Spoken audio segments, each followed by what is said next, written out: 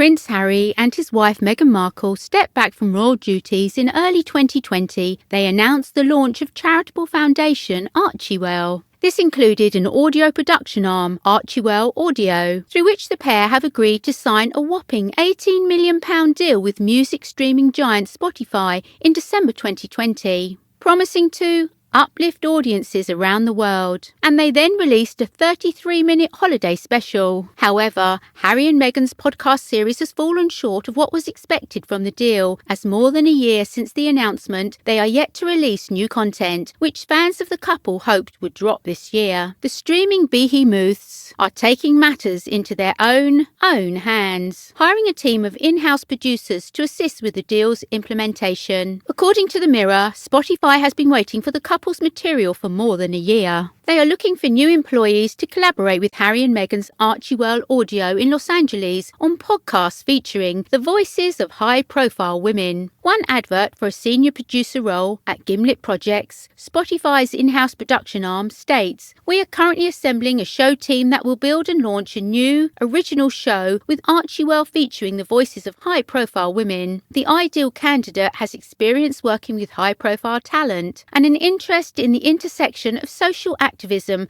and popular culture." Harry and Meghan's only attempt to date for Spotify was a 35-minute podcast produced in late 2020, which was a 35-minute holiday special featuring their celebrity pals such as Elton John and James Corden. Despite hiring podcast producer Rebecca Sarnes as their head of audio at Archewell last year, the Sussexes had a paucity of material. A source told The Sun, "Spotify has been waiting a long time for some content from Harry and Meghan, and now it appears they have finally taken matters into their own hands."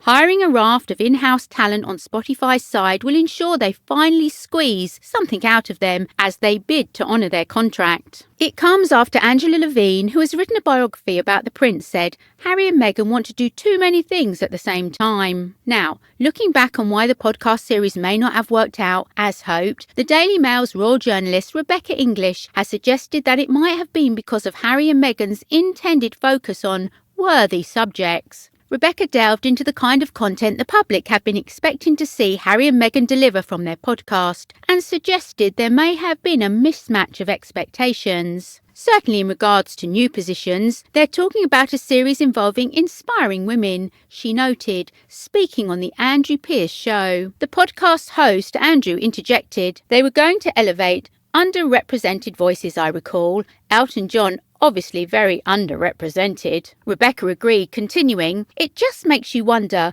whether that's a bit of a one-trick pony, because you can keep on doing worthy podcast after worthy podcast. The Obamas have proven that they can do it, but you've got to ask yourself whether the Sussexes have the same clout as the Obamas. They might. I don't know." Michelle Obama debuted her own podcast on Spotify in 2020 after signing a deal rumoured to be worth tens of millions, and she was lined up to feature as a guest on the Sussexes show in future episodes. Rebecca says Spotify may have been more hopeful that the couple would offer an insight into their formal royal lives, rather than promoting worthy causes. It makes you wonder what Spotify thought they were going to talk about, as opposed to what Harry and Meghan thought they would talk about, she continued. "As we kept saying at the time, these companies don't pay out megabucks if they don't think they're going to get mega back."